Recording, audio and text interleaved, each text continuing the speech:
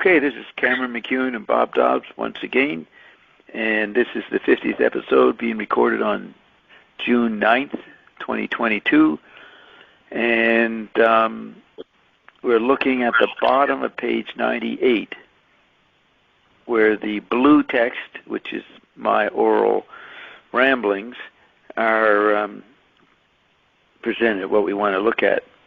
So right above that, Playboy excerpt, Playboy magazine. Let's see, how would you program the planet, or something like that. What's the guy say? So McLuhan says, all these convulsive changes, as I've already noted, carry with them attended pain, violence, and war, the normal stigmata of the identity quest. But the new society is springing so quickly from the ashes of the old that I believe it will be possible to avoid the transitional anarchy many predict. Automation and cybernation can play an essential role in smoothing the transition to the new society. So the interviewer says, how? McLuhan says, the computer can be used to direct a network of global thermostats to pattern life in ways that will optimize human awareness.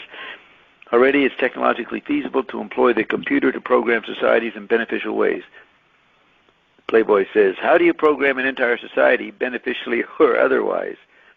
And before Marshall gives his answer, I say this, which is a more colloquial way, less formal way of addressing what Playboy is asking. I say this is a time when people are thinking they're free. This is the late 60s. They aren't interested in being programmed. That's like fascism. Eric Norden, the interviewer, can't believe what McLuhan's saying. McLuhan's pushing this programming. McLuhan's very detached when he's saying it. He proclaimed it, and people read it and exclaimed, quote, there's a cold tone to McLuhan that's frightening. This guy is so nuts. He's trying to turn Orwell into an art form as if it's acceptable, unquote. Not that anybody ever actually said that, but I do know that some reviewers thought that McLuhan's tone was very cold. And I think that essay's in Hot and Cool.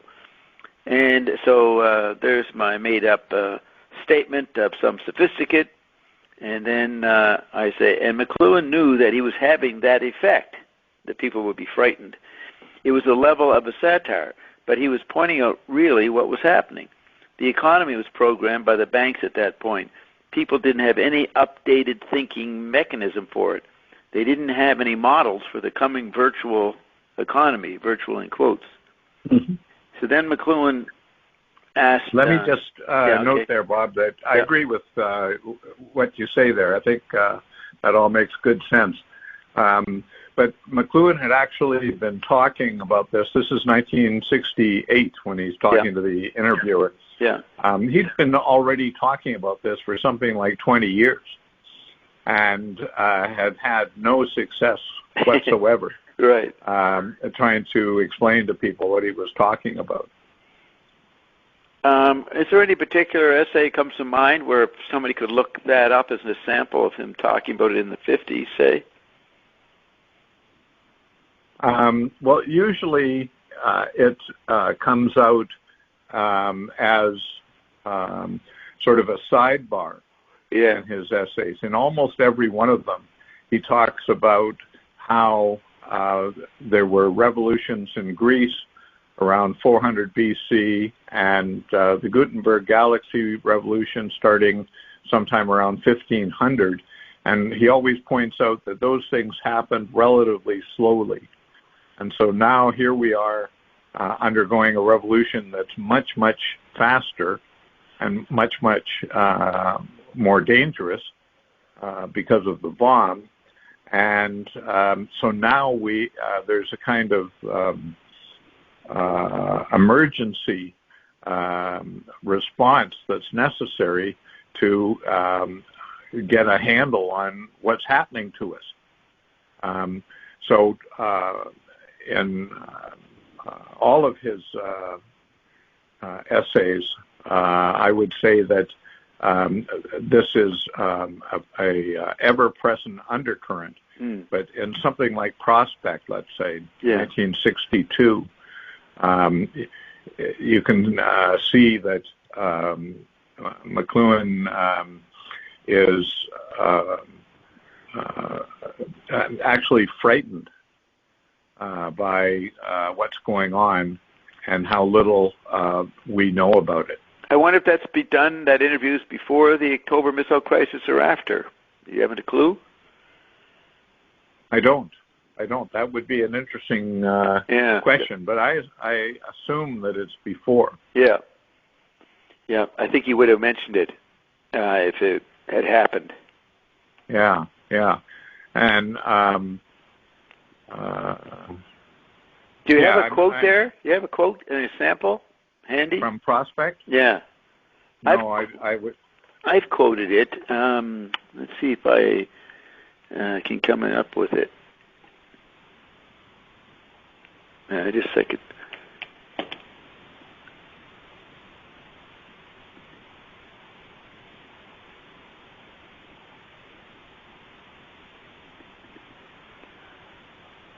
So we'll put in Prospect.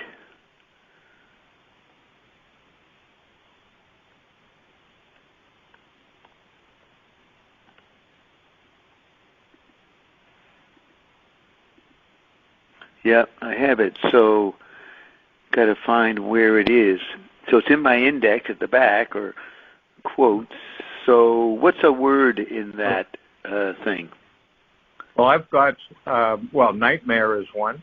Okay. Heightened is another, a very heightened kind of existence, a sort of nightmare. Right, let's see right? what comes up He there. talks about the condition of man is what you dread. You no longer dread that animal, that famine, and so on, but this condition. Right? So he's talking about a danger that's global, but it's global inside as well as outside.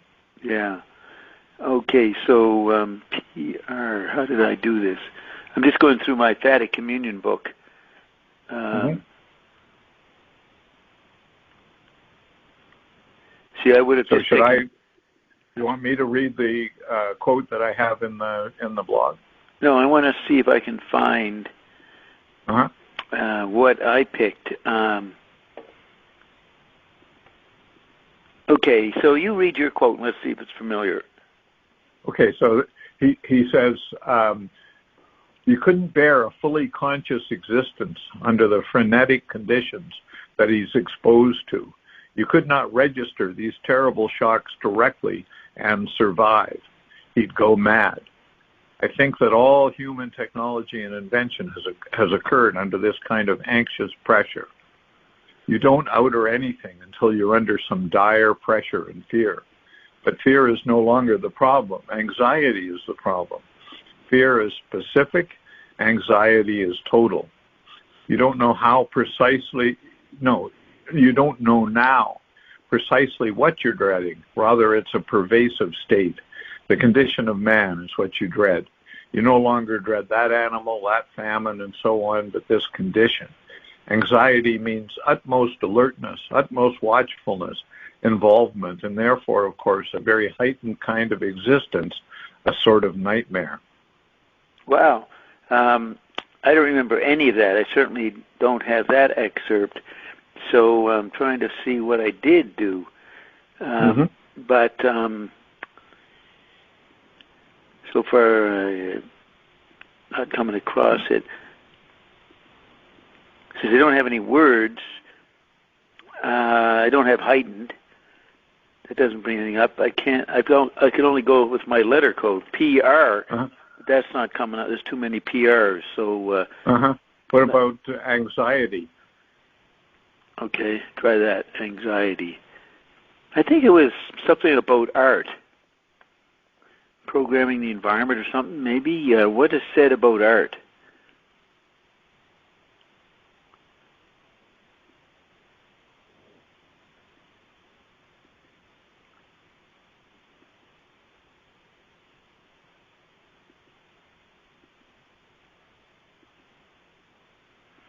See anything? No, I'm going to another part of the blog to see if I've got other stuff. What's a page number? You have a page number for it in Prospect? 1 second, I have to go back here. No, I didn't note the page. I've stopped doing page references in the blog because I want to force people to use the digital environment to see what's out there. It's incredible to me how paper-bound McLuhan research is. It's nuts. Okay.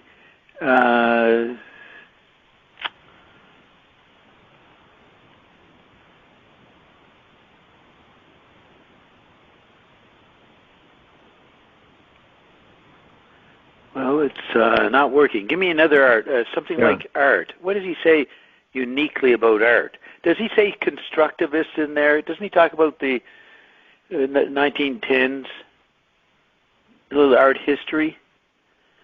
Maybe. I'm trying to find the complete article at the moment. It was 1962. Can you search for Prospect 1962? Yeah, I have that in my index at the back. See, I have a quote in my book and then a code, so the code is explained, but I don't have the title by the quote. I just have a code like PR. So you look in the index and you see PR and see what it refers to. So, but it doesn't give you a page number or something when you go to the index? No, the page number is by the quote. So I can usually find, I know the quotes so well, I'll just take a word and it'll take me to the quote. The sources are at the end of the book, and they are not... He certainly talked about art because the article appeared in Art Magazine, right? I think it's Canada Art or something like that. Right. See, I thought there was something special in that article. So let's... the whole article is special. It's a very strange submission, I would say. Yeah, but the thing is, I usually would find a quote, and I would have sections, like a whole bunch of quotes on art. So they're not in order. So I have to keep scanning till I find it. But you're looking at the article. Does he talk about camp, or is that too early? I'm trying to get to the article right now, but I'm not there.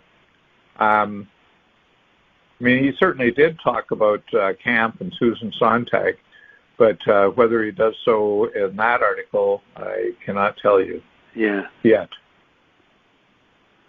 Okay, so I'll keep going along here.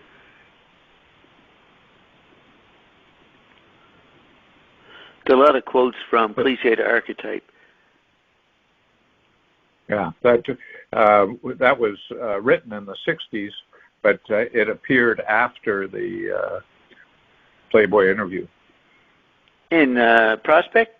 No, Prospect was 62. I have the actual... No, I was talking about Cliché and Archetype. Oh, yeah. No, I'm just... there's just a lot of good quotes I have. I can find my code CA easily for that. I hope people find this interesting, working our way through the process of indexing here to archivists. How we work. You gave me that book when we met in New York in 59, I guess it was, maybe 90. No, 98, 99. Yeah. Yeah. So, what could be a word, an idea that would be in that article? Very important article, people. See if you can find it. He does speak differently than he was saying in 62 in most interviews. He moved it's an important article for his biography, for sure. Yeah. And I think it reflected his terrible health at the time. Yeah, maybe he wanted to get something said that he normally wouldn't revealed. So the only thing to do is to scan down through the McLuhan section. So let's go up here. You got the LaRouche section, and then you go to the McLuhan section. A lot of great quotes by LaRouche for efficient causality.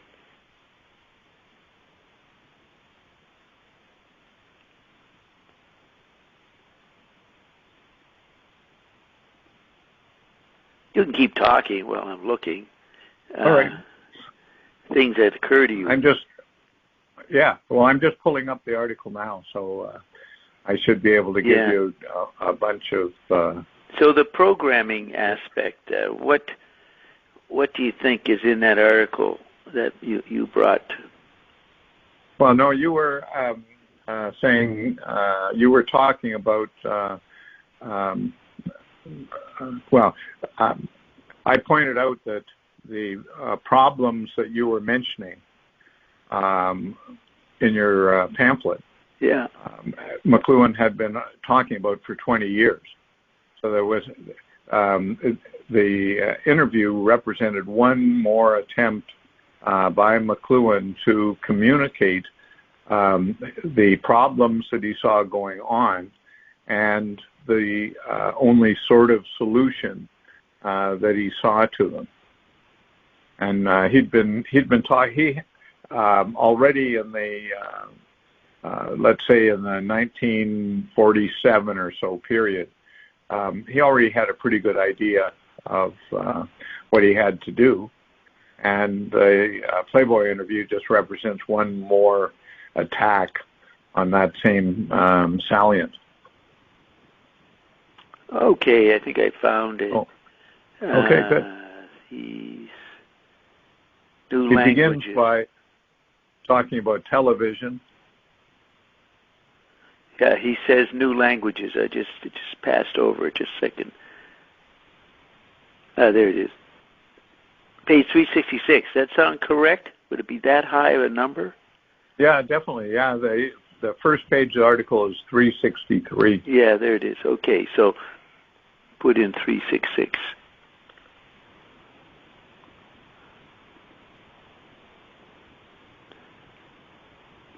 Well, this is the famous quote I'm always quoting. I always thought he said that in 65. So here's the important part for me. So he says, these new forms, television and radio, are new languages. They're huge extensions of ourselves which enable us to participate in one another's lives much as language does. But these forms lay down their own ground rules. The modes of participation are already built into the technology. There are real, rigid art rules for each form. I like that, rigid art rules. So he's talking about media as art forms there. The fact that we have many media now enables us to leap across the barriers from one form or one set of rules to another. And I think it is this multiplicity of media that is now enabling man to free himself from media for the first time in history. He has been... See, so the mediumism massage is not necessarily happening anymore, other than this new weird detachment is a product of the global theater, which is like an invisible environment, invisible media, the collection of it. I call it, global tactility. So, but it's not right to say that the massage is not happening anymore. The massage is always happening. It's just a question of how it is happening and what our consciousness is of it. Right. Now, this is a key point. The massage at this point, in the middle 60s, makes people feel that they're not being controlled by the environment. That's the effect of the massage. See? So all those movements celebrating their freedom, chemical body freedom in the 60s, all came to naught by the 70s because the larger massage that they didn't recognize was coming in and would become the digital android meme and then a tech body. See, people thought they'd come to some kind of end point of Orwellian control of themselves and were feeling free of it. Even the kids felt that way with the Summer of Love, Yeah, especially the kids, I would say. Yeah, they were picking up the instinct. So he says, and I think it is this multiplicity of media that is now enabling man to free himself from media for the first time in history. He has been the victim, the servo mechanism of his technologies, his media, from the beginning of time. But now, because of the sheer multiplicity of them, he is beginning to awaken, because he can't live with them all. So McLuhan has to say, because he's using words, that there's some kind of independence of media happening, but he has to drop the other half of the idea. Well, you're being conditioned to think that you're free from these media because there's so many of them. You think that almost indifference or void you're put into is freedom. But he has to say one half of the idea and then say the other half later. Can't say both at the same time. It looks too confusing to him just trying to get some basics across. You get that? Yeah, absolutely. Yeah, so that's how you read McLuhan, what we're just saying here. So this quote was well worth going into because it is one of my favorite quotes. Nobody knows he said it. A rare person, maybe a guy who writes a book on McLuhan might come across it, but it's a very unique statement because everybody's going around, well, we're victims of the media, we're victims of TV, and they're still living in the 50s. They don't see the mixture of media environments that the satellite has brought in, or is the proscenium arch covering this interplay of TV, computers, and radio, and bulldozers and everything. It's a tactile world of objects, environments, not the tactile, not the raw thing that electricity is, an extension of our tactile central nervous system. It's now, you have an image of your central nervous system, okay, but you have to have a new image of the global theater. That's what's tactile. I maintain nobody gets that point until later. Maybe I don't get it either. I think that tactility is the essence of the electric environment. Yes, no? It's the essence of electricity. And then people learn that electricity is the extension of the central nervous system. But the interplay of environments, whole environments, the TV landscape, the radio landscape, the magazine, all the different industrial media environments are now floating in a satellite proscenium arch. And so you're tuning the sky. And the sky is made up of these clouds, which are different environments. So the interplay of the leadership or the corporate emperors of these different environments are in a tactile interplay so that the Orwellian idea of a committee running everything is not adequate. There is a committee behind the scenes, at least the intelligence agencies are trying to coordinate something, but they're inside a very chaotic interplay that has a kind of symmetry to it. There is an ecology going on in the tactile effect of all the environments intermingling in the global theater. But humans can't see that, so they think chaotically in response. So McLuhan, to the degree he wrote a poetic vision, like a romantic poet or a symbolist or a Blake, was the poetry of the global theater. The interplay and balancing of eye, ear, and tactility and kinetic and smell and all the senses and through their extended environments is a vision. Now, he knows a vision is not enough. You have to get into applying Joyce. You have to apply media ecology, which is the Playboy statement. You modulate the environments, which you don't take literally, but I do. At least he presents that for someone to think about, that there is a solution if people wanted to get coordinated clairvoyantly and come up with a solution. Well, McLuhan came up with it. Global programming is more important than financial programming through the banks and the central banks and the programming that was Keynesian economics. So go ahead. Well, when you say that you take it literally, how can you not deposit yourself into the Gutenberg galaxy, which is the attempt to base human identity and society on the letter, the literal. Well, I don't know if it's Gutenbergian to say, okay, there's too much radio in Venezuela, we're going to turn the radio off and bring in newspapers for a month to cool off or hot up, whatever term he's going to use about that situation for that culture. They're actually doing that.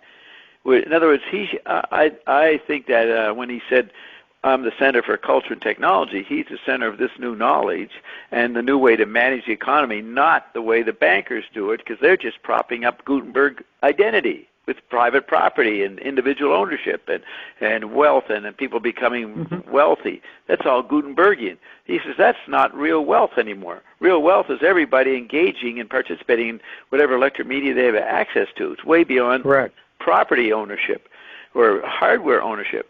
So let's modulate that. If you could get people to see his vision, let me and my buddies see what happens if we turn these media environments off and on. Just stop them for a little while. And we might even have a way to do it orderly by looking at different society sensory thresholds and seeing what is making them heated or cooled down. So but look at how McLuhan by this time had, for 20 years, had been talking about what he calls arrest. So the aesthetic moment, he calls it. Yes. And which was a Gutenberg moment. That's a Gutenberg art, the aesthetic moment. Because in the electric age... it happens in Gutenbergian time, you could say. Yeah. But for McLuhan, what it indicates is that that moment is the labyrinth, he says. So especially people like Mallarmé understood that it was no longer a moment in the external landscape. It was a moment in the internal landscape. Yeah. So that moment had to be taken as a labyrinthine thread to get down to the internal basics of the personality landscape, the interior landscape. So when he's talking about stopping, he's not talking about stopping in the external landscape where you have your TV stations and your newspapers and all that sort of stuff. He's talking about getting into the interior landscape where talk about television, the press, radio are literal transcriptions of the outer landscape that can perform as a way of getting a grasp on the internal one. And that transformation from the external to the internal involves metamorphosis. It involves deliteralization. So if you think for a moment about, you were talking quite stop there. Do you mean interior, the collective interiority, which has been extended? Yeah, so when the interior landscape becomes exposed, then the problem of the dialectic between the individual and society also becomes exposed. And that dialectic is just another word for language. So McLuhan is constantly saying that we need new languages to come to grips with this moment that we're in. Yes, and the moment is a time of incredible wealth and experience, whole new experiences. So, and danger. Oh, yeah, but see, he's saying, I'm going to tell you what's happening. And if anybody could understand it and had some influence, maybe they'd let him have a role at the United Nations. But he couldn't rely on them getting his poetic vision, because when you talk about the aesthetic moment, that's what understanding media is. It's a presenting of the Marconi moment, the global theater. Okay? So let's say nobody gets that. There's still the ongoing panic and danger of these environments creating unforeseen effects. And on that level, he says, look, let me handle this emergency by telling you you're going to have to turn off radio for a couple of weeks, even though it's painful, or you're going to have to turn off TV. That's all he was applying on the practical level, and all he could get were a couple of small towns to experiment it, do it. And usually it was such a upset in the town's life that they quickly got back on and continued on the path to oblivion by keeping the media going. So he had a practical, efficient causality solution. Not that anybody's ever going to believe it, but it was on the record, and so I include that. I went on the radio in '84 saying this is what we need to do. Nobody knew what I was talking about. They didn't know McLuhan had said it unless I pointed it out. But I presented myself as a political answer to all the chaos that was going on using McLuhan. So I dared to apply that quote literally to do what he said to do. Now, I think. Oh, go ahead. I'm sorry. I would just add that that's just before the digital implosion. You couldn't do that by 1980. You know what I mean? It was a one-time solution for 1968, which could have been implemented if there were wiser people in charge, but there weren't. And there never is in charge wiser people. So that has him, as I said in my speech about this at Fordham in March 98, he fell back on Menippean satire. His books and actions are stressing the absurdity. But it was not his conclusion about life, that life was absurd. He's just that the reality cannot understand the new prophet, and so the prophet has to witness absurdity all around him in people's reactions. So, pick up what you were going to say. All right, so I want to go back to the small-town experiment, turning off TV for a while, for example. You call it a solution, but what kind of solution? I don't think there was any solution going on.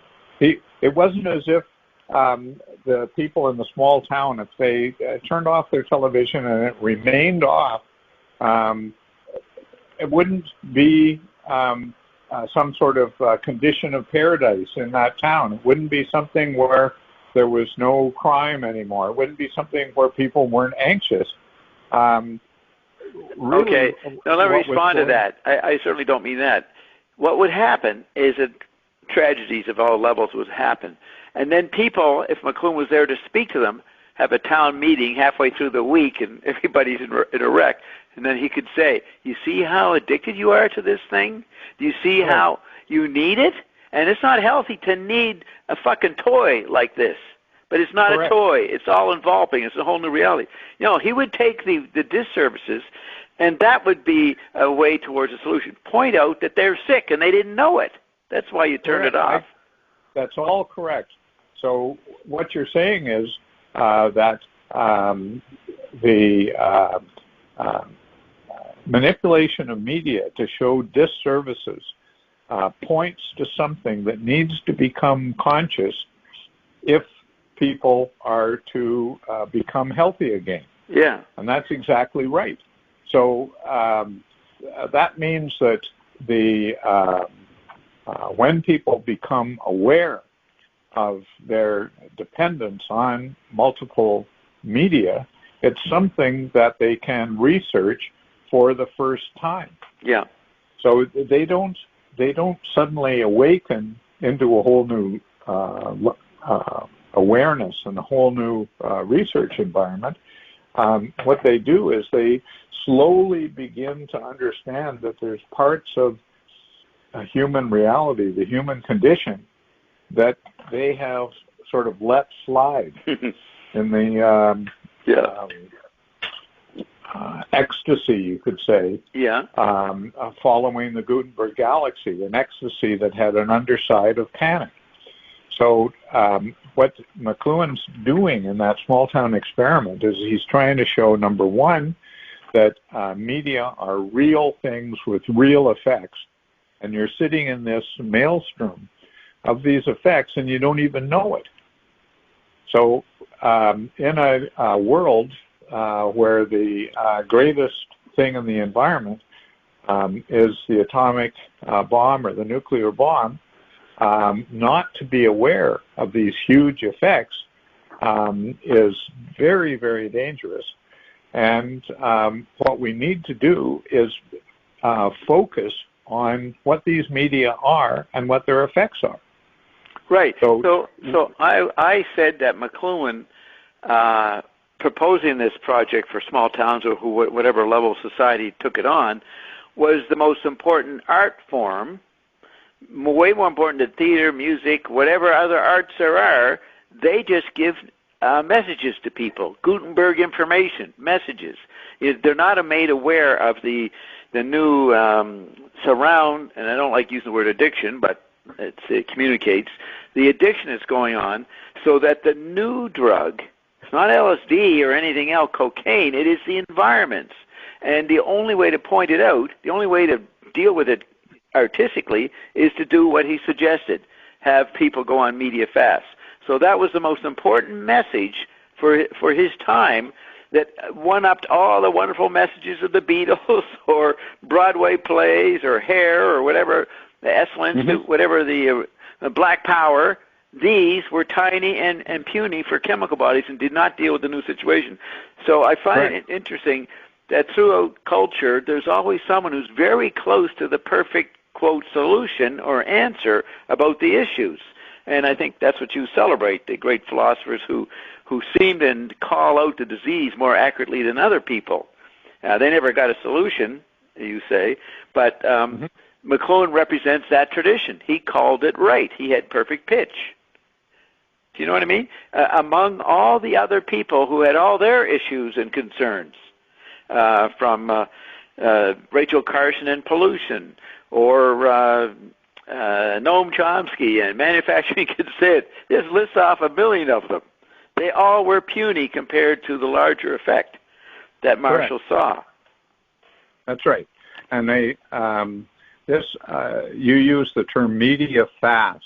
Yeah. And that's an excellent description of what McLuhan was advocating. But the media fast didn't mean you canceled your subscription to the Toronto Daily Star, you unplug your televisions, you don't listen to radio anymore. Right. That's not what a media fast is. What a media fast is the gap into which the person and individuals and society must enter in order to begin to understand what media are. As long as you're in some medium and it is dominating your thought, you cannot understand the media environment, which is a mixture of media. So the media fast is a methodological demand. It's the demand that a person or a group of persons, and ideally whole society, withdraw from media dominance in order to understand what media dominance is. And and that's why it is so irrelevant and disgusting to Marshall to ask whether he liked TV or not. Was it more important than print? And all those value judgments are totally irrelevant, because if you have a media fast to find out what is this thing, what does it do that's different from books or movies? You know, that's part of the goal of the fast, is to understand a little closer what the structural components of the environment are. You definitely don't make judgments calls on, oh my God, we're losing literacy. You don't know. More and more people read books than ever, I think, over the last 50 years, because they have more leisure time to read, and they live longer. But that doesn't accomplish anything really in media dynamics. There's a lot of people reading, you know, Julian Huxley and those guys in the 19th century that, you know, got the working class to go to evening classes and starting to become literate, is a puny operation of what's necessary. So everybody kept asking whether Marshall was for books or not. What an irrelevant response. Correct. So just think for a moment about Darwin in the 19th century. What Darwin does is he says, look, everybody are participating in an environment that nobody knew about before. It's the environment of evolution. And what this does is this consciousness of this environment that we exist in, that is a whole new research environment, and it's one that changes how people think and how people operate in the external environment, but it also raises questions about human identity and human society.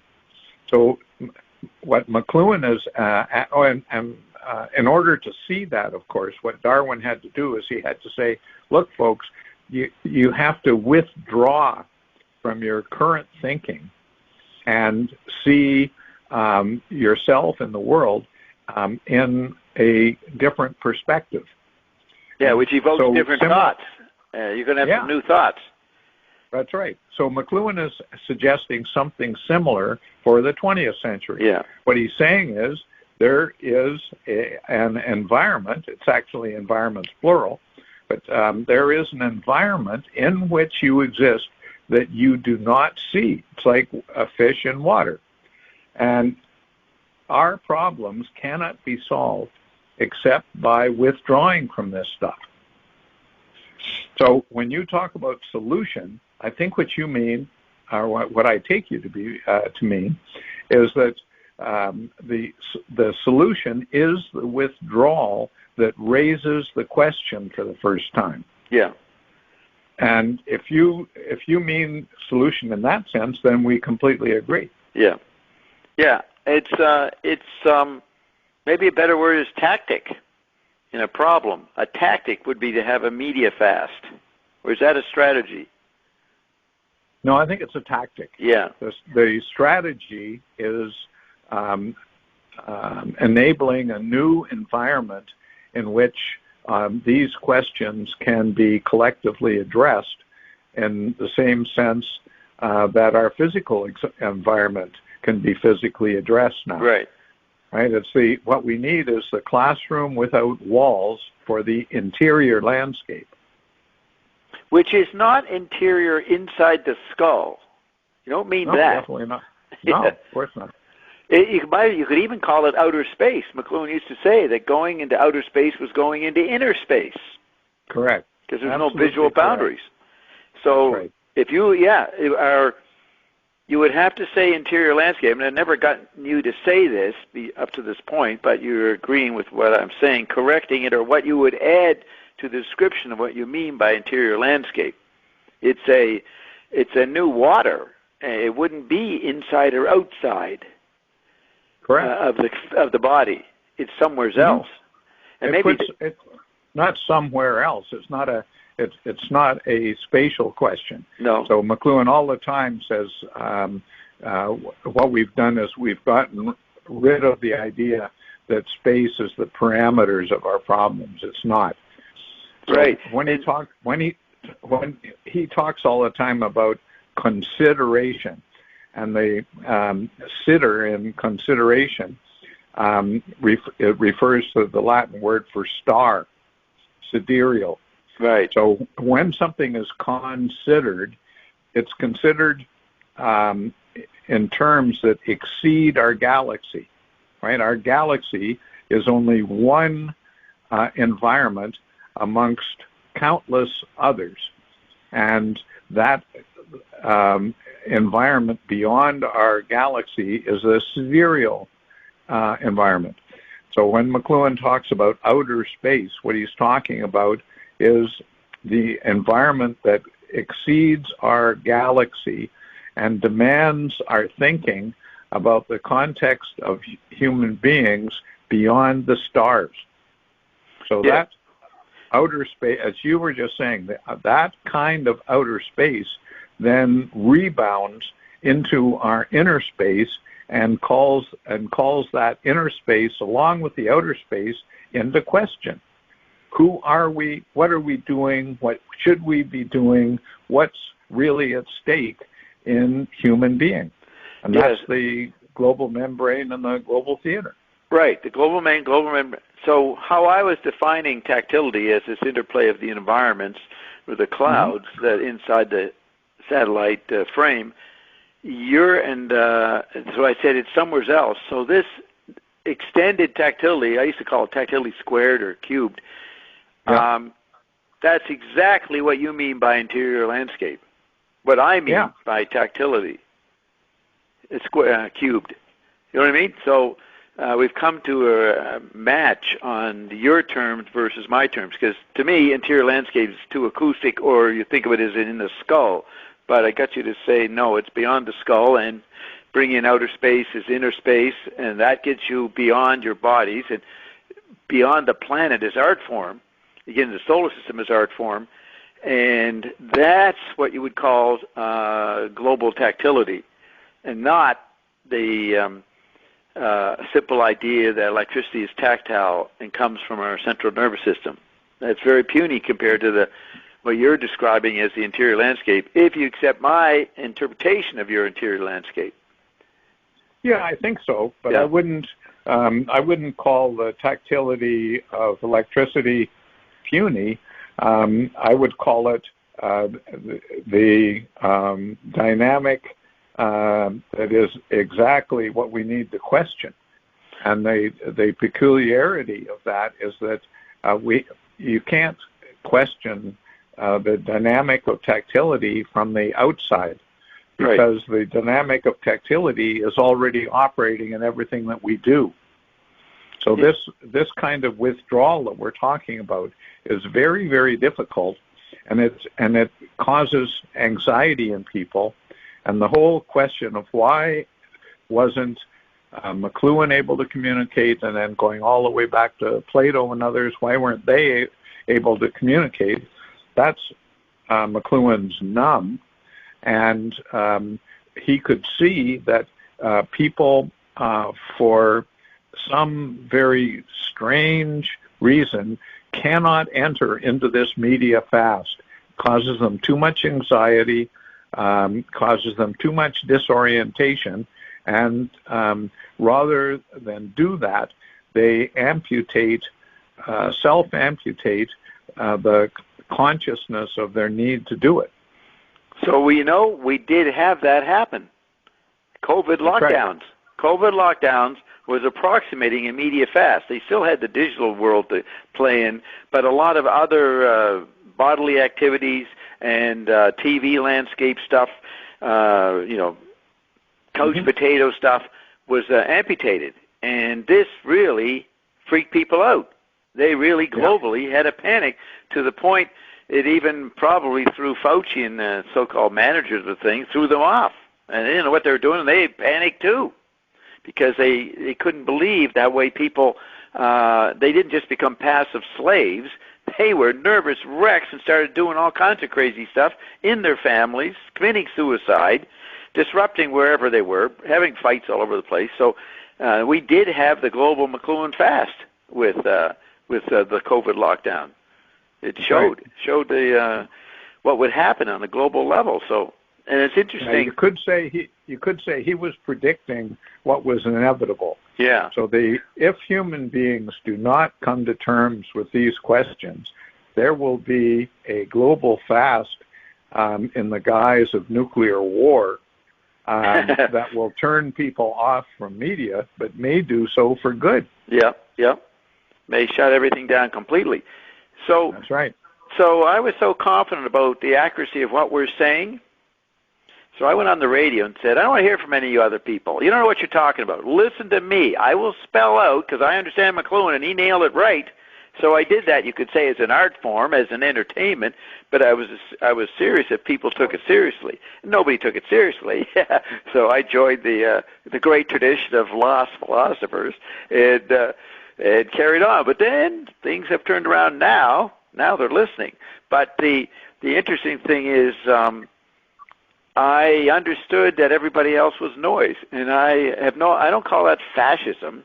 I'm just saying, hey, buddy, take time, do it fast, see what happens to you, and if you find it really uncomfortable, here's a guy, read his books where he's explaining where it came from, how it happened, how it evolved, where you got to this state.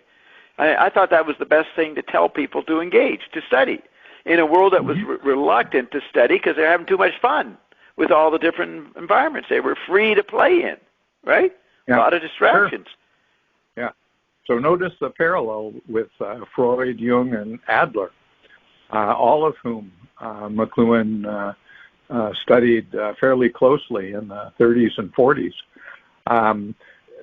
If people started going to psychotherapeutic sessions when their prosperous life, their life with rules about marriage and about business and about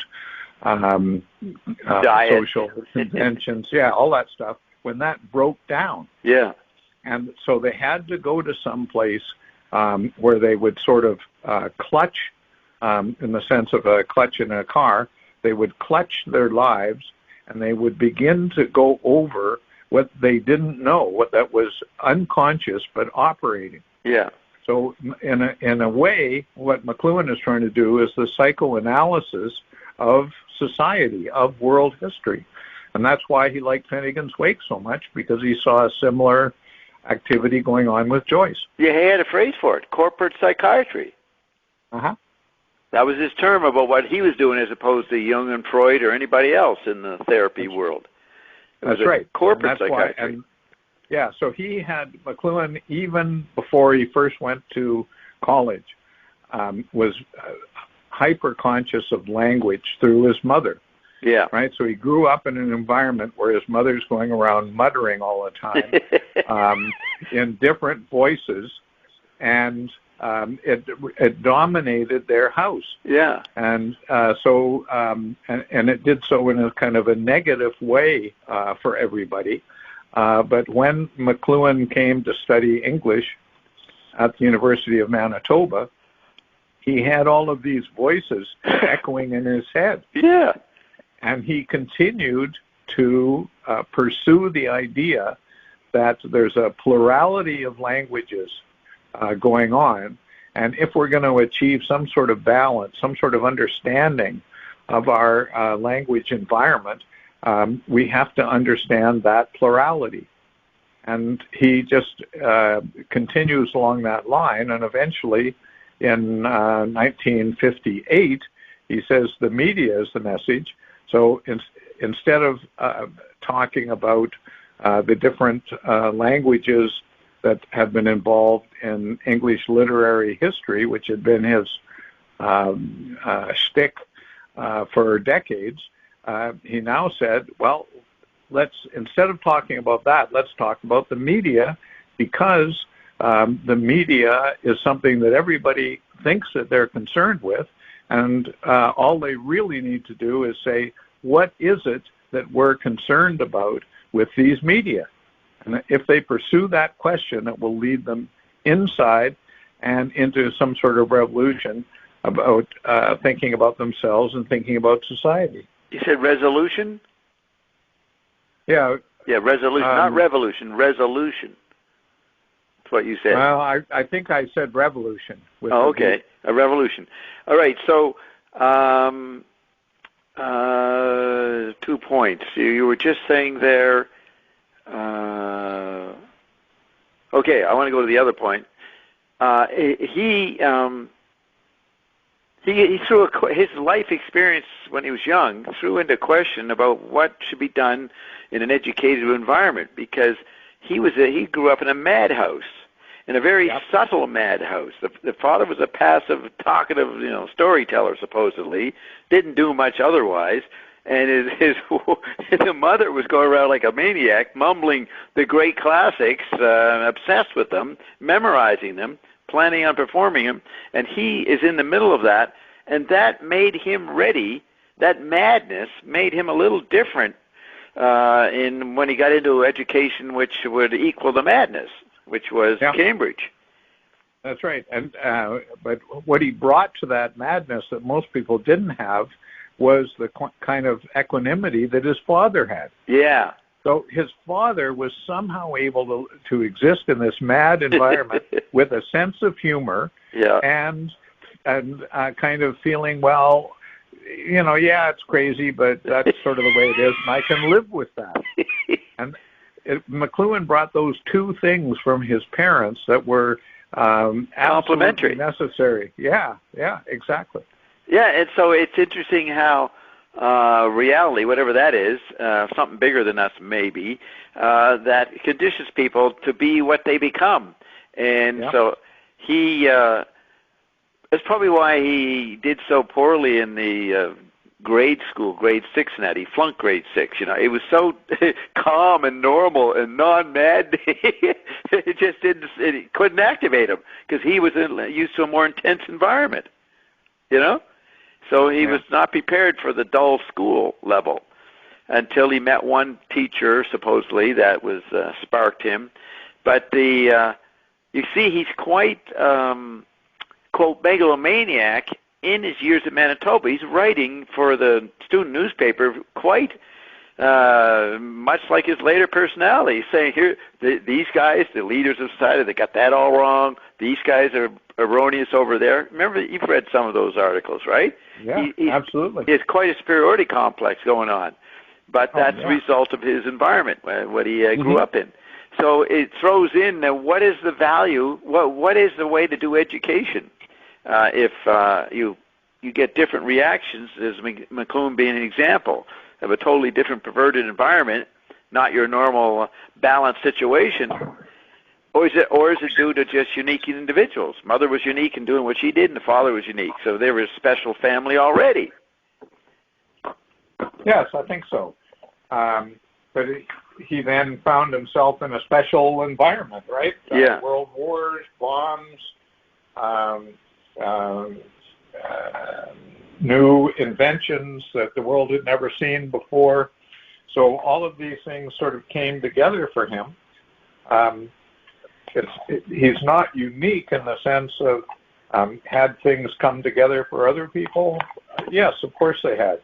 And very great minds had grappled with all of these things in the past, or at least comparable things in the past. And in order to grapple with them in new conditions, what you have to do is start again. Yeah. You have to retreat through a mental fasting to where the questions can first be raised. And McLuhan was one of those fairly exceptional people for whom that happened. Yeah. So Bucky Fuller thought he had the answer. Freud thought he had the answer.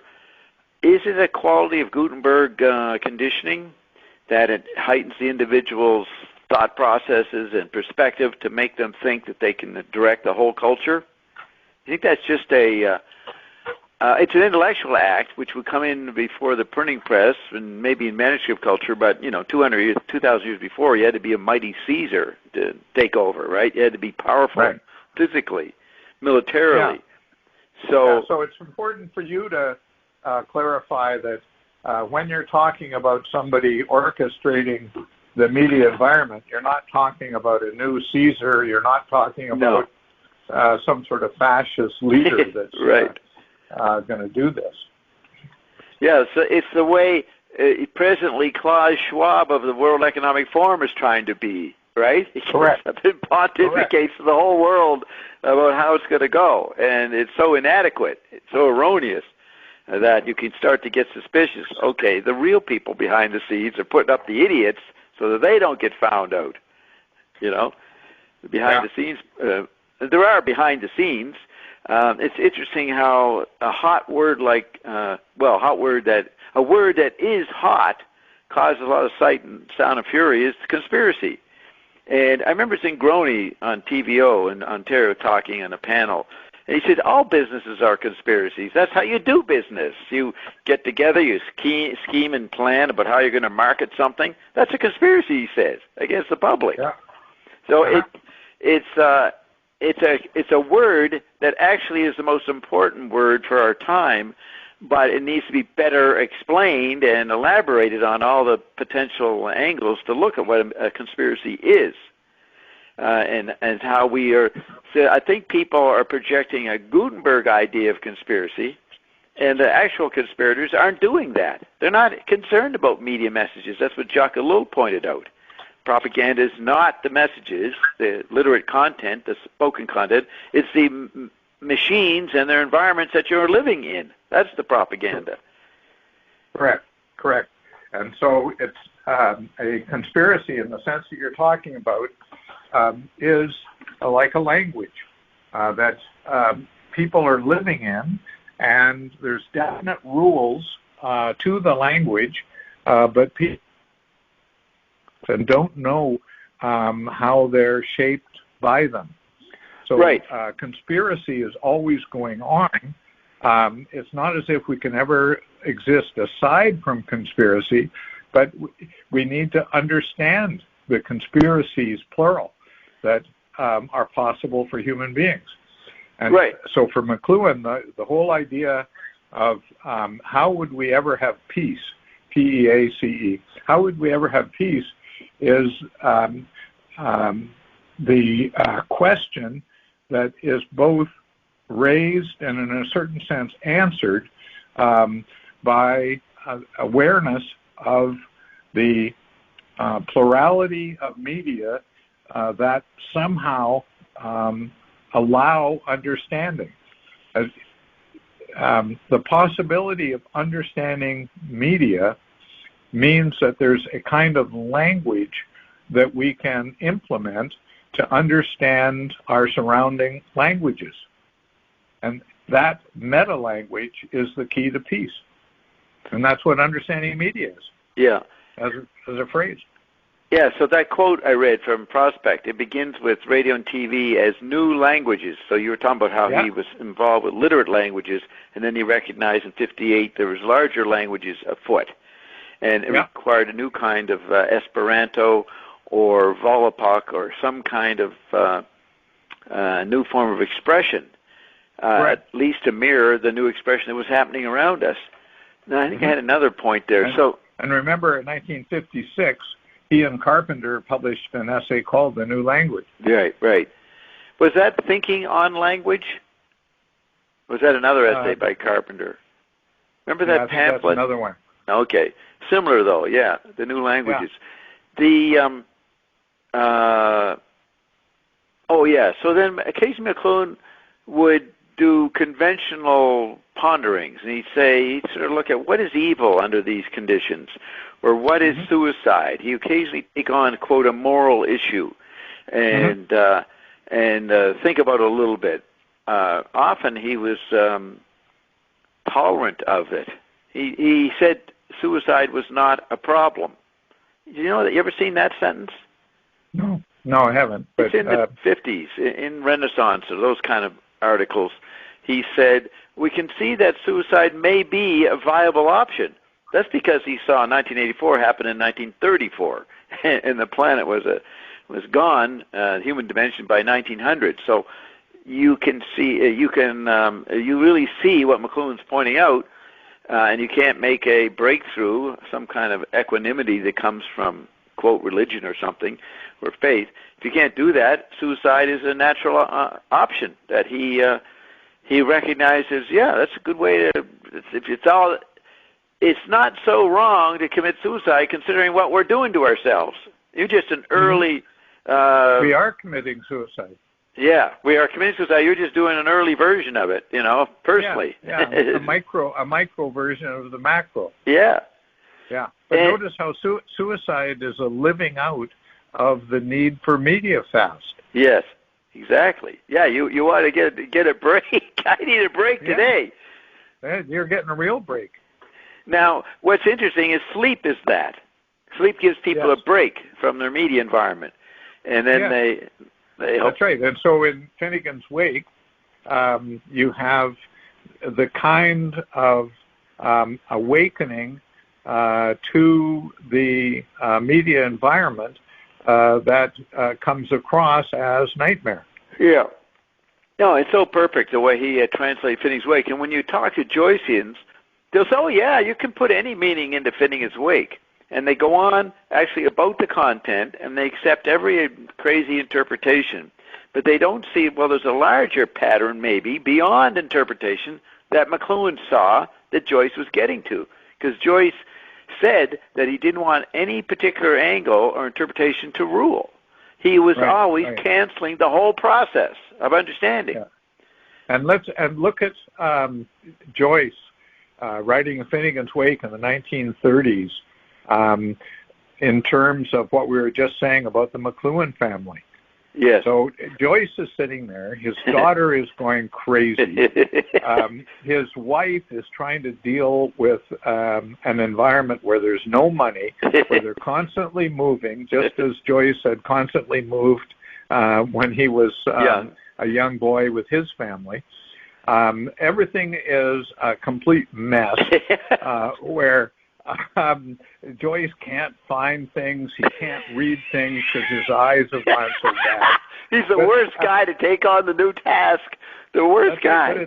But at the same time, he's got this peculiar equanimity. Yeah.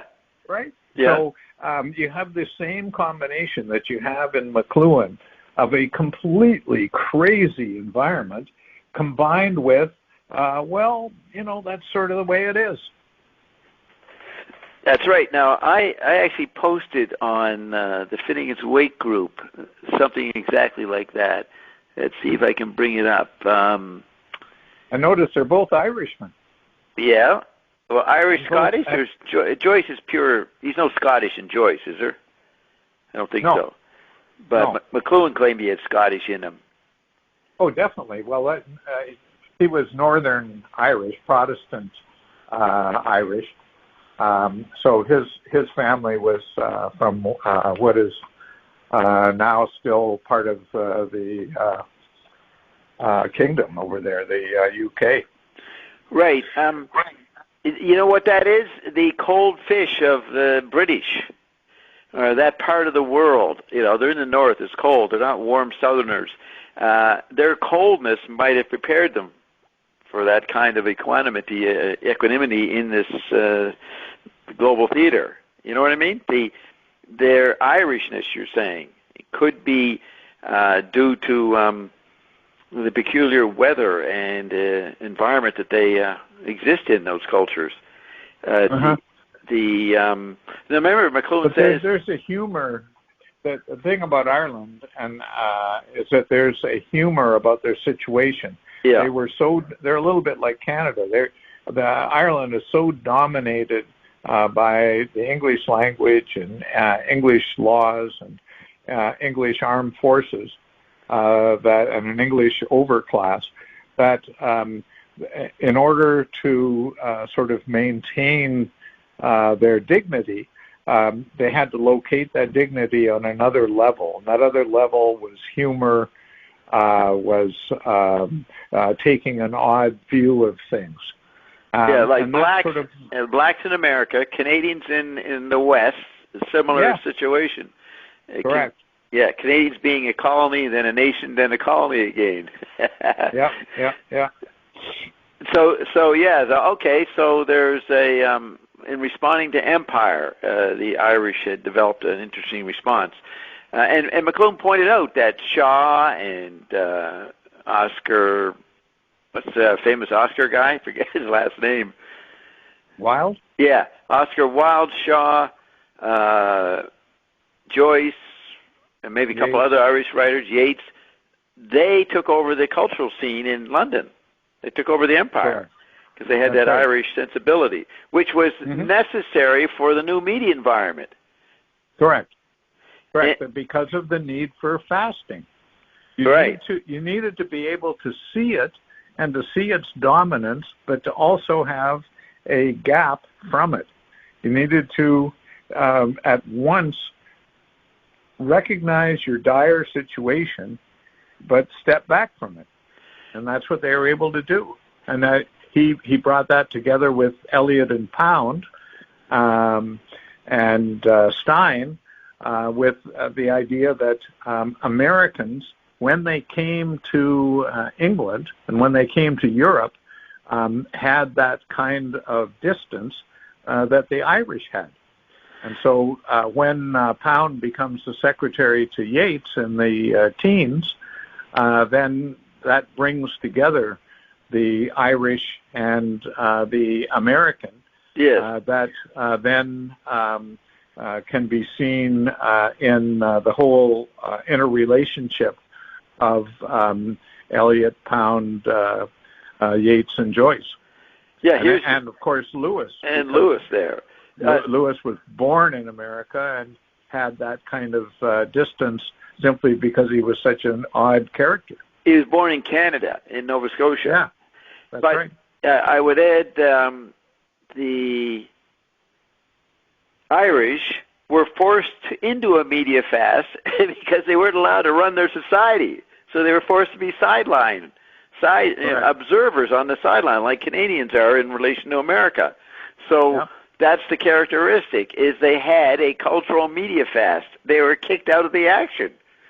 they had to sit back in a imposed media fast situation. Correct.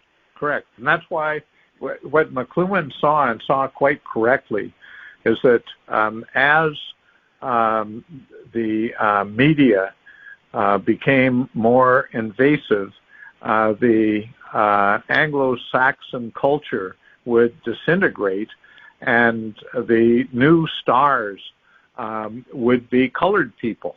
They would be people that knew the dominance, but also knew that wasn't them. And our whole society now is trying to come to grips with this sort of world historical fact. Yes. What do they say that the 20th century is the greatest century for exiles, refugees? Everybody is kicked out of wherever they came from and put in nomadic purgatory, right? Sure. Everybody is a refugee. So I posted the word nomad. The word nomad was very important for McLuhan, right? He brought together nomad and no man. Yes, yeah. And no man allowed around here. Nobody's allowed to be mad here. No mad. Yeah. So in the Reading Finnegan's Wake forum, Facebook forum, I posted some stuff about the January 6th hearings and a documentary that came out with a whole different bunch of footage that no one had seen before. You would have seen it on Ian and Bob, a new documentary. And so the entanglement of the Clintons with everything, and Jeffrey Epstein and all this stuff. So I posted that story, and I said, this is just like Finnegan's Wake, the entanglement of everybody. But I just said this is Finnegan's Wake. So someone posted, and they said, I might have said a few other words, but anyways, so someone says, this sounds like QAnon stuff. If this is true, this is certainly not a group that I want to be part of. So this ridiculous moral response. And so the organizer of the Facebook said, okay, yikes, I'm shutting down this thread. So they wouldn't let me respond to him and stopped it and removed it because it's too inflammatory. So I responded, I said this. As a separate topic, starting a new thread. I said, the first pattern to get a handle on, say this again, the first pattern to get a handle on Finnegan's Wake is it, then hyphen, this book, in quotes, book/radio program, hyphen, is the tactile interplay of high culture and low culture, hyphen, you will be offended, ... no matter where you've mastered your cool in quotes. If you're not offended, then you haven't seen it all, ... yet. So you get what I'm saying? I'm pointing out this person was offended that some pattern that he thought was beneath the quality of discussion.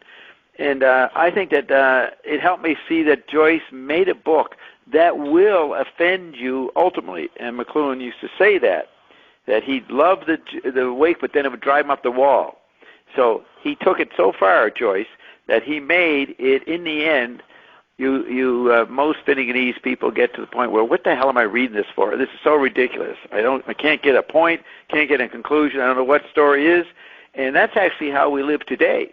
Can't get any answers to anything. Just think of all the stories you hear about that you don't hear the completion of. So this environment is a manipulative satire on all of us, and the Wake mimes that. He actually shows the process of life. Living, you will be more offended than not. And you better figure out how to deal with that. And we'll bring in the Media Fest. How are you going to be cool about it? So I will repeat. The first pattern to get a handle on Finnegan's Wake is, first, you realize this book or radio program is the tactile interplay of high culture and low culture. you will be offended, no matter where you've mastered your cool. So we're talking about media fasting as a way of adopting Irish cool, but national culture's presentation of coolness differently and in different cultures is not enough for today. There's a new kind of irritation or language that requires a new kind of cool. Absolutely. Right. So if you're not offended, then you haven't understand me and Cameron at all. Yet. Okay, so I posted that, and a few people liked that, but there was this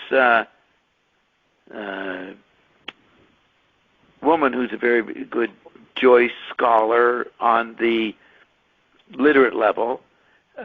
She posted this. They're always questioning about the act of reading Finnegan's Wake, in this group dynamic here. So she says the key problem and delight of reading Finnegan's Wake, and we could think of McLuhan, the key problem and delight of reading Finnegan's Wake is that we don't know the nature of what we're reading. What kind of book?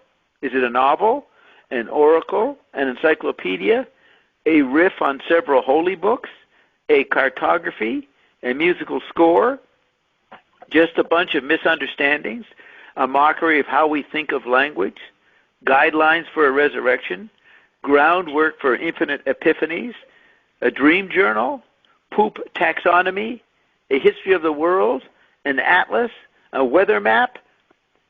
And then she says, if Ulysses takes a different structure for each section of the book, if Ulysses takes a different structure for each section, each chapter, here, Joyce, in Finnegan's Wake, the entire book is simultaneously all of these things, and most importantly, the relationship between all of these, or the playful movement between all of these, making a, quote, serious, unquote, reading impossible, because the book makes you continually shift positions and scratch your head and wonder what you are reading and what you are scratching.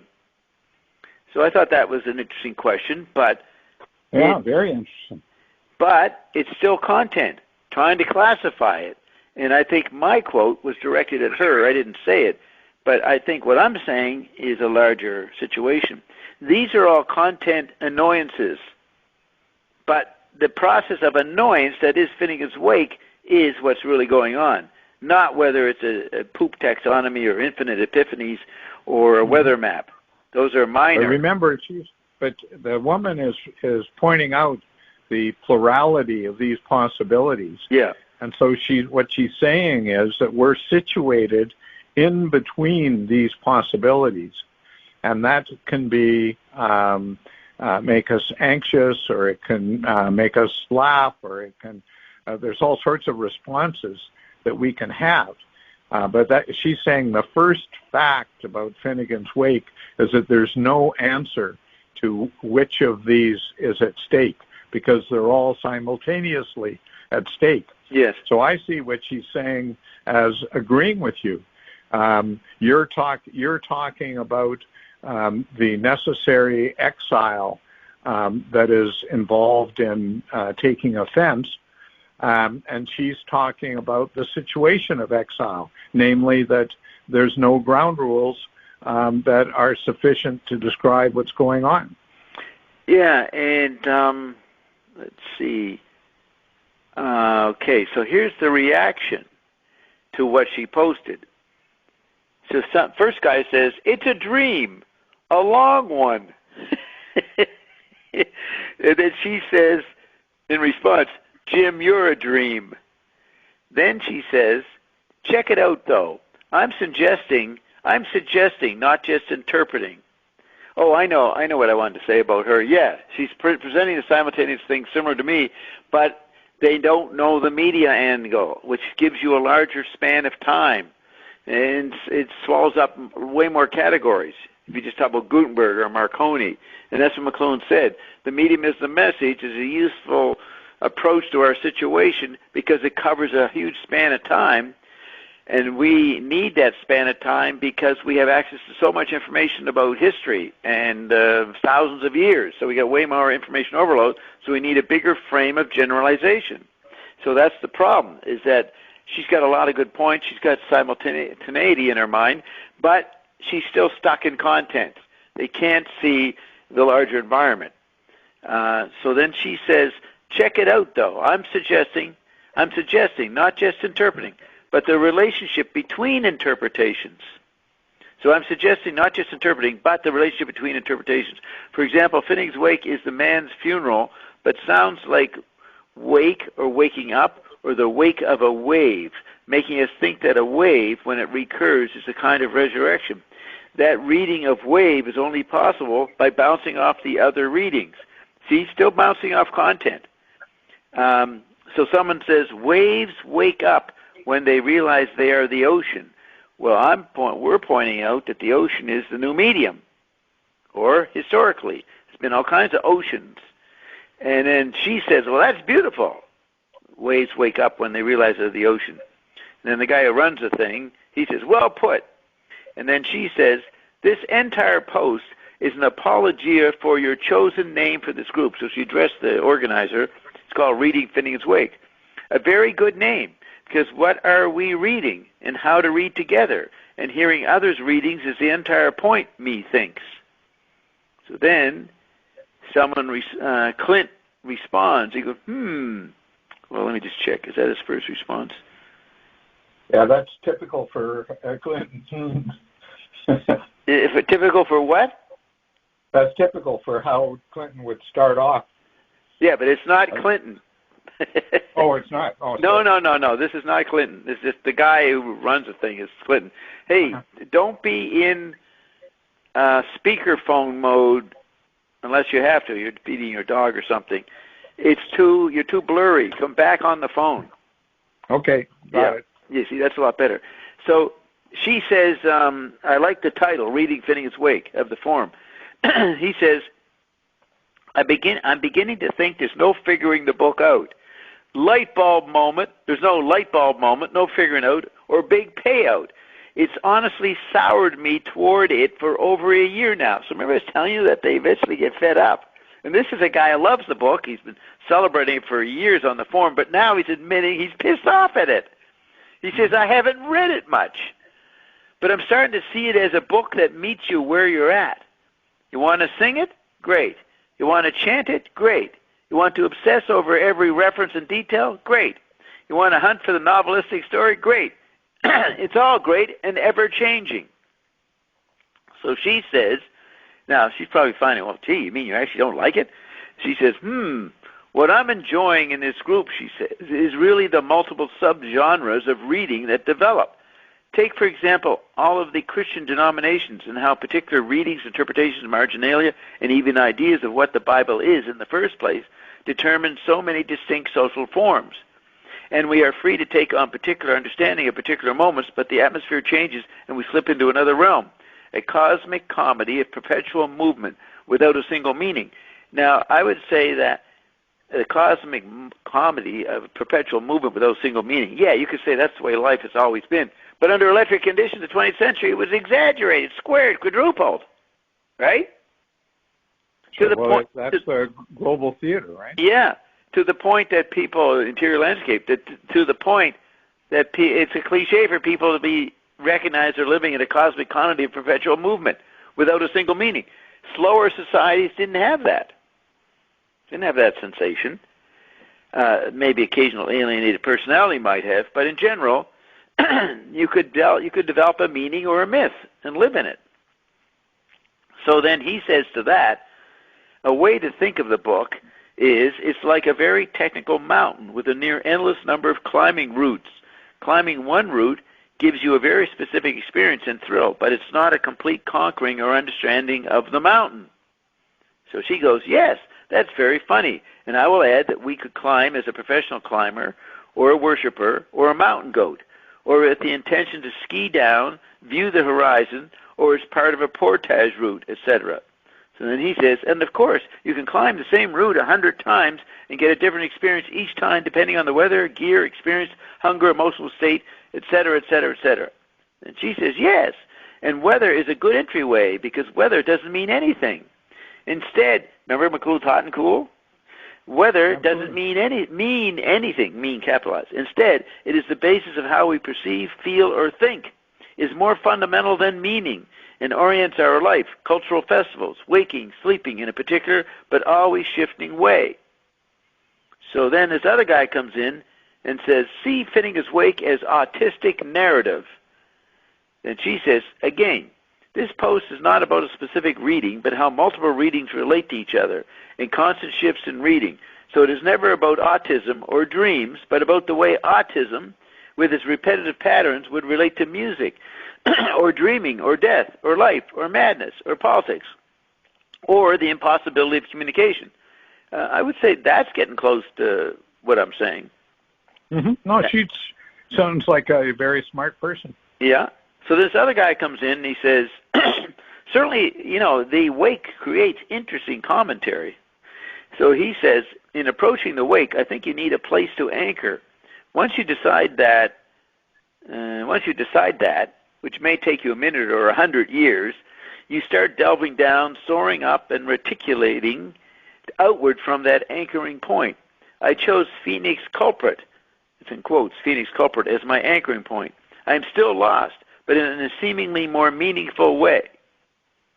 Okay, so then she says, fair enough, I agree.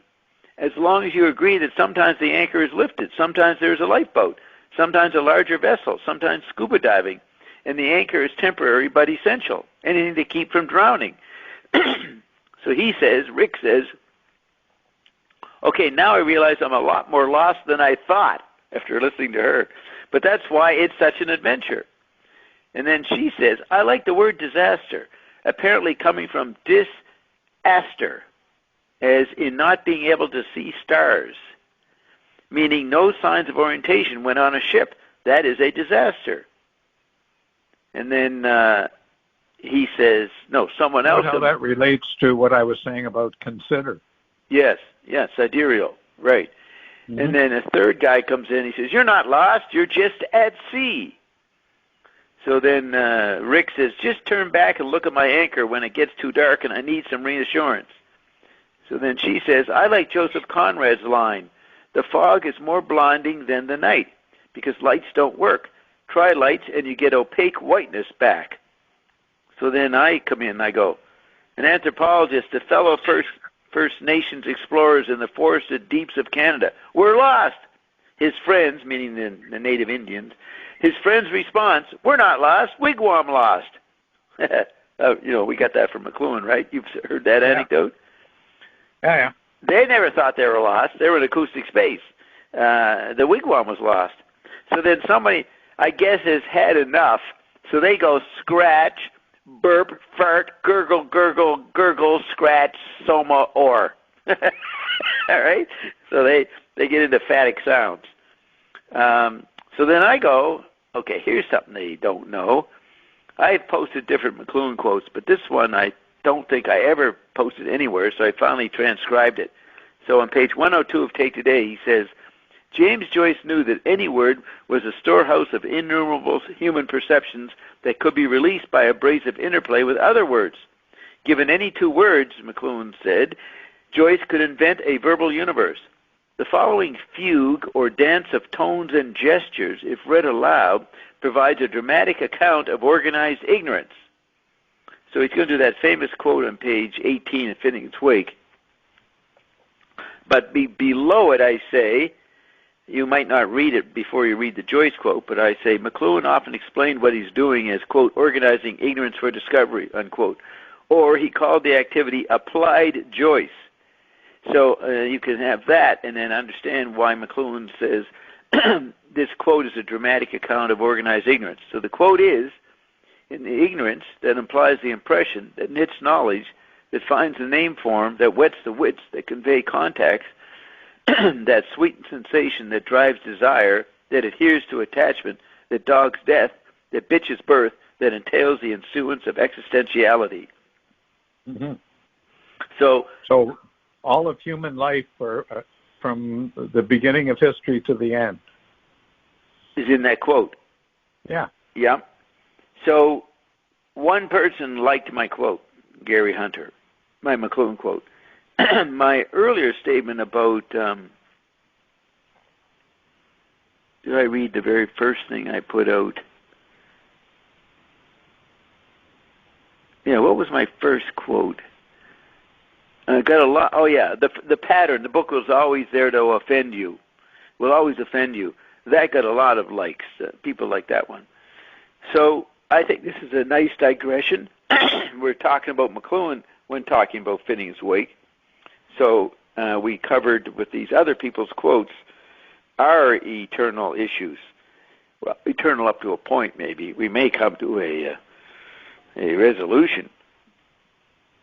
Well, eternal is what comes into question as soon as you have the media fast. Right. Because the media fast is a break from the narrative. So the ascetic moment, as McLuhan called it, is a kind of well or a maelstrom into which the media fast is precipitated. Yeah, it's kind of a death. Absolutely, it's a death, and it's a death in every sense. A death of orientation, a death of framework. It's something that calls for a new orientation that is built on the debris of the old orientations. So that's why the maelstrom was so important to McLuhan, is that the escape can only be made by studying the pattern of the whirlpool and then riding the detritus of the previous wrecks. Right? So that's how we read Pound, for example. That's how we read Joyce and Eliot as attempting to ride the remaining fragments of the destruction of our previous orientations. Yeah, and so McLuhan said that Edgar Allan Poe was on the level of a Leonardo da Vinci with his breakthrough, because his statement of looking at the effects preceding causes, or the maelstrom, is a first attempt to express a detachment, a coolness toward Gutenberg content. And, bringing in the multifarious whirlpools and different environments you'd experience that way. So that's why, he affected the symbolists, Baudelaire and those guys. And then the later Men of 1914, Poe was very important. So McLuhan was lucky to stumble in. Do you know how he discovered Poe? Do you know, was it at Cambridge or when he was young? Do you know anything about that? I actually have raised that question in the post, and several posts on the blog. He was already talking about Poe in the early 1940s. And it may be that Cleanth Brooks was influential in this, because Brooks was an expert in the new criticism, but he was also an expert in Southern culture and American literature. And Poe was regarded as a Southerner and part of the Southern literary tradition. Yes. So it may be that in that context he began to talk about Poe. Right, so that but Brooks is one of the first guys to take Poe seriously? Well, I don't know. That's certainly not true. I mean, Baudelaire took Poe very seriously, right? So it's also possible that McLuhan, through his study of the French, that he got precipitated into through Eliot, through Pound, and through Gideon. It may be that he sort of got rebounded back from Baudelaire to Poe. Yeah, but I guess I should say that the Cleanth is the first American to take Poe seriously. Up to that point, he's a Jerry Lewis, the comedian, Jerry Lee Lewis or Jerry Lewis. One's a singer, one's a comedian. Jerry Lewis. Right. You know how the French celebrated in the 50s, those guys that became the Nouvelle director, the new wave of directors. I forget what that Village Voice, Andrew Saris called it the auteur theory, A-U-T-E-U-R. You know, right. the auteur, the director was the guy who made the movie. It was the ground of it. They, in the 50s, celebrated Jerry Lewis, his movies, his corny comedy, because they thought it was a documentary of American life. So so they saw a remove. They saw Lewis as taking a conscious remove from his environment that Americans didn't see. Yeah. Americans saw Lewis within the environment as being funny. It's a little bit like Homer Simpson. Yeah. Homer Simpson can be taken as your neighbor, but he can also be seen as a meta critique of the culture. Yeah. And the French were inclined to take the meta critique point of view. Right, and so Clint Brooks might have been the first American to take the South. I mean, those guys took the South seriously. That was their revolution, and the North had been snobbish about the South. So maybe, he was the first within American culture to take the Jerry Lewis of the 19th century. Edgar Allan Poe just did monster movies or monster stories or horror stories and make a meta level out of him. So I'll limit it to America that Brooks was the first to see of Poe. I mean, I don't know if anybody and he was considered quite a scoundrel in many ways, and died ignominiously, and all kinds of crazy stuff about him. And he would not, probably too much of a journalist kind of person. But I'm not. Well, a journalist, an alcoholic, a madman. Yeah. An unhappy lover, on and on and on. Yeah. Okay, so back to my book, page 99, we're talking about the virtual economy, and McLuhan is going to say, there's nothing at all difficult about putting computers in the position where they will be able to conduct carefully orchestrated programming of the century life of whole populations. I know it sounds rather science fictional, but if you understood cybernetics, you'd realize we could do it today. Now, he says it sounds rather science fictional. Remember, he said Mechanical Bride was a new kind of science fiction. So it could be a self-referential thing there. Right. But notice how what he's doing there is he's putting on the mask of his father. He's saying all this may sound crazy, but you can look on it with humor and equanimity. It's no big deal. Yeah. Right? Yeah.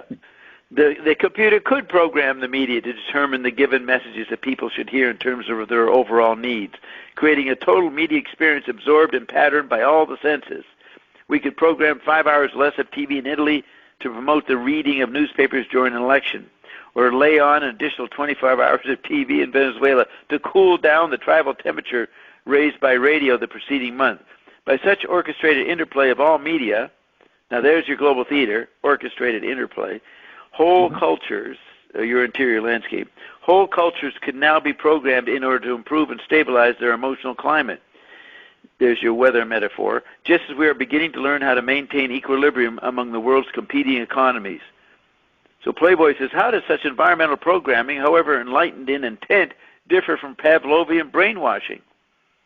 McLuhan says, like his father, your question reflects the usual panic of people confronted with unexplored technologies.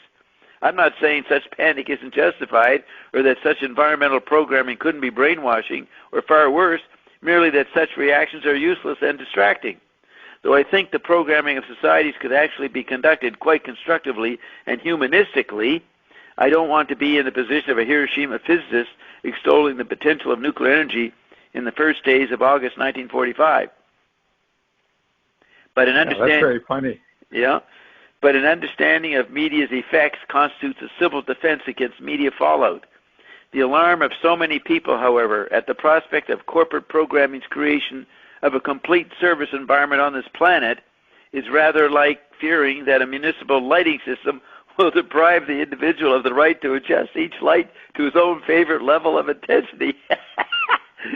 Computer technology can and doubtless will program entire environments to fulfill, he's just going to do it anyways. Computer technology can and doubtless will program entire environments to fulfill the social needs and sensory preferences of communities and nations, That's all Gutenbergian preference. The content, and I have this in italics, the content of that programming, however, depends on the nature of future societies. But that is in our own hands. I like the way content becomes that sentence in Take Today on page 11, where the figure and the ground merge. The content becomes the ground. The word that makes the market at the White House is, or the narrative. Who gets to say the narrative is the new ground. Once we've imploded into a global theater and the planet's an art form, and we've ended the technological evolution, then it's a battle over the medium, but the medium is the content. Who gets to say what's what?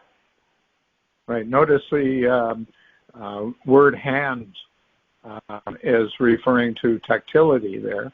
Oh, yeah. And when he says computer technology can and doubtless will program entire environments, that's already happened.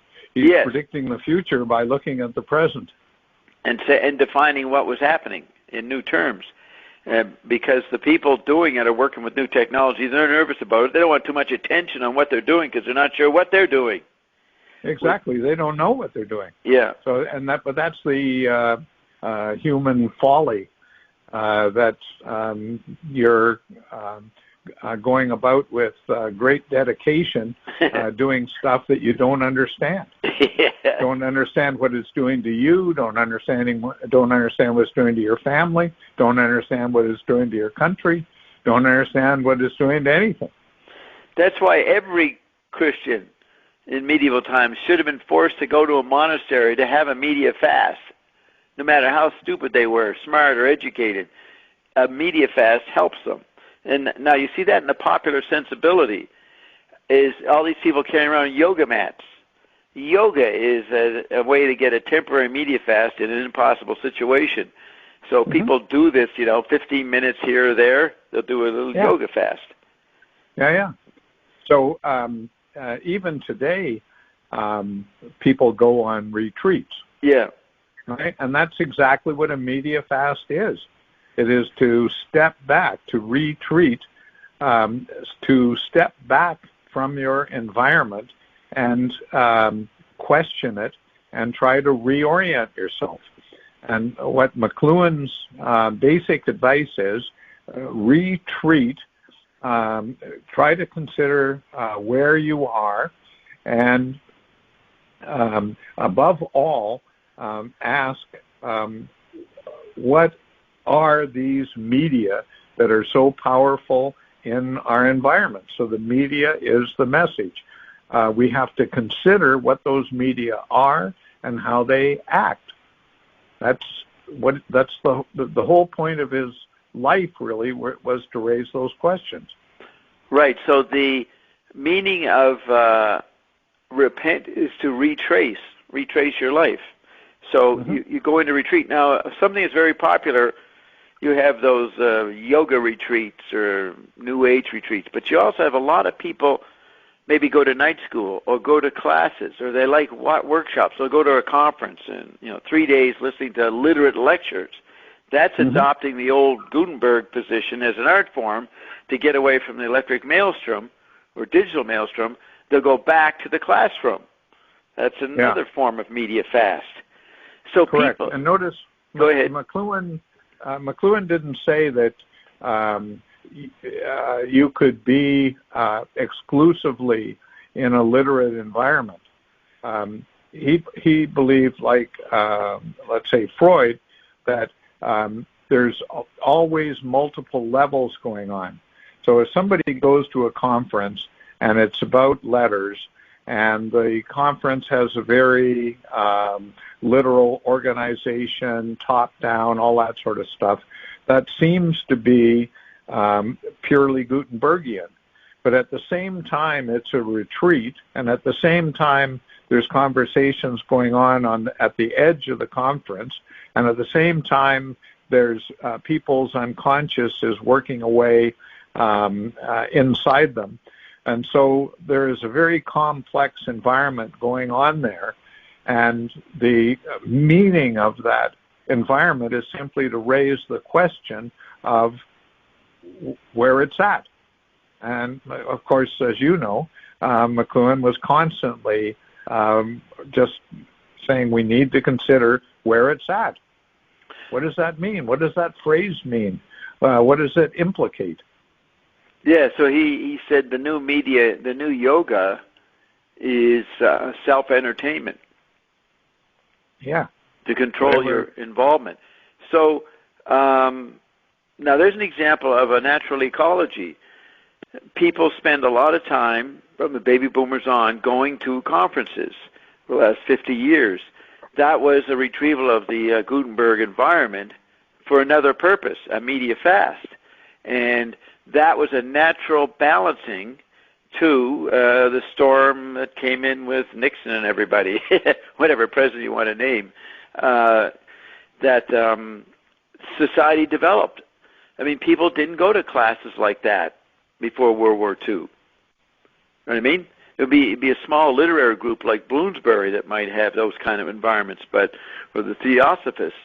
But for whole populations to be going to some form of workshop in whatever area they're interested in, or their profession demands. Remember, that was another thing.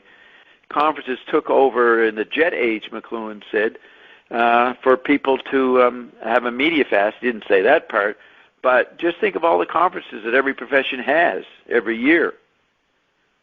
It's a way of getting in touch with your particular environment that you work in, your mythic stage.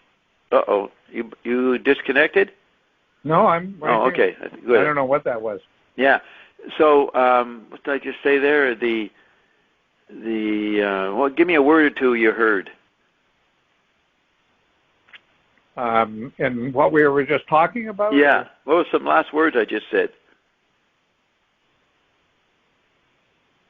You were talking about conferences. Yeah, conferences. And in every profession, there are conferences, right? And yeah, absolutely. They certainly didn't do that, as far as I know, in the 20s and 30s, 100 years ago. It'd be very rare. Somebody might go to one conference in their lifetime, somewheres. So I'm pointing out how naturally humans create an ecology. So we're still crashing into Armageddon, but we got this far because of all those compensatory uses of older media in new situations to counter the horrible present, the stressful present, super stressful. You get me? See what I'm saying? Yeah. But conference, in a way, recapitulates all of human life, and also raises the question of what that life is. So I'm just looking up the etymology, and so the ference is the same word family that we have in ferry, for example, to the boat ferry. It's related to carry something across, to bear, right? So a conference is a group that raises the question of the burden of human beings. What do we bear with us? So we bear children, we bear meaning, we bear our obligations, we bear the burden of the whole question of what it means to be finite, what it means to be born and to die. So a conference is something that it's a surface manifestation that gives way to deeper levels of questions. It's a surface manifestation that happens in all human life, where something obvious is taking place at the surface, but beneath the surface there are all sorts of questions and doubts and problems are bubbling away. Yeah, the word you're looking for is metaphor. Remember, that means to carry across. Yes, yes. So environments become metaphors. Correct. So this all relates back to what we were saying in Finnegan's Wake, because there is no word, there is no human activity that does not have these multiple levels to it. So we are always questioning what it means to be a human being, what it means to exist in a human society, what it means to exist in a sidereal environment. We're always doing that, but we don't know that we're doing it. So what McLuhan is saying, along with all sorts of people in the tradition, is step back from what you're doing in order to see what you're doing. Yeah.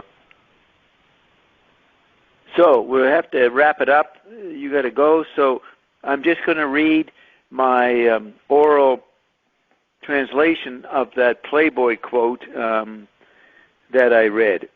So I say, beg your pardon? Let me just go to your book here for a second so I can follow it closely. Yeah, okay, page 100, I think it is.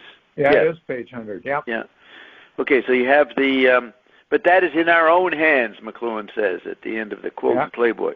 And I say, translating it, people have this massive lighting system going on in their homes, in the streets, and they don't think of programming it and adjusting it to their individual preferences.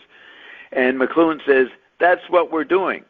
He says, quote, I'm laying out environments that you're not going to worry about whether you're free to adjust it or not. You might find the environment a great service environment like electric light is, municipal lighting system, unquote. It's important to get that point. We're not demanding freedom in relation to these new environments. We're accepting them. And as we get more and more post-literate, we accept them even more so. Right, but when we accept them, we understand them in new ways. So, for example, we now understand that a municipal lighting system isn't just a fabulous boon like people thought 100 and 150 years ago. We now understand that it's a kind of light pollution that obscures our access to the stars and thereby obscures our access to all of the societies for whom stars were so important. So we need to have a media fast from a lighting system in order to have new access to the dark that was always so important to human society, but we've lost touch with it.